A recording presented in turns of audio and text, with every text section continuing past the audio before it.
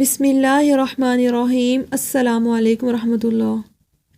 اگر آپ تہجد میں اٹھتے ہیں تو سب سے پہلے آپ کیا پڑھیں گے؟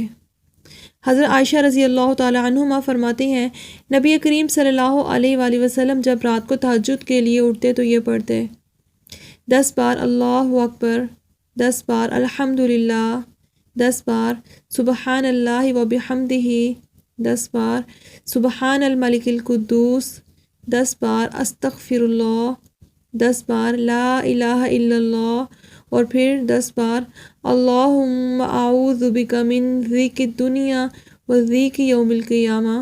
اے اللہ، میں تیری پناہ میں آتا ہوں دنیا کی تنگی سے اور قیامت کے دن کی تنگی سے۔ یہ بھی آپ 10 بار پڑھتے اور پھر یہ فرماتے اللہم اغفر لی واہدنی وارزقنی وعافنی، پھر وضو کرتے اور تہجد شروع کرتے۔ یعنی یہ بھی وضو سے پہلے آپ جو ہے وہ پڑھ لیتے تھے۔ تو آپ لوگ کیا کر سکتے ہیں، جب آنکھ کھلی ہے، بستر پر لیٹے ہیں، تو بعض اوقات ایسا ہوتا ہے کہ انسان یہ سوچتا ہے کہ اب اٹھتا ہوں، انسان جو ہے وہ کروٹیں بدلتا رہتا ہے اور تھکاوٹ اتنی زیادہ ہوتی ہے کہ وہ اٹھ نہیں پاتا۔ حالانکہ آپ صلی اللہ علیہ وآلہ وسلم کا نیند سے اٹھنے کا کیا طریقہ تھا؟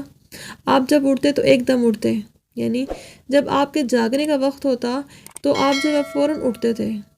تو انسان بعض اوقات اتنا تھکا ہوتا ہے کہ اٹھ نہیں سکتا، تو آپ جو ہے وہ لیٹے لیٹے یہ عمل بھی کر سکتے ہیں، اور یہ سب آپ کو آتے ہی ہوں گے سوائے ایک ذکر کے، اللہم اعوذ بک من ضیق الدنیا و ضیق یوم القیامہ، اللہم اعوذ بک من ضیق الدنیا و ضیق یوم القیامہ۔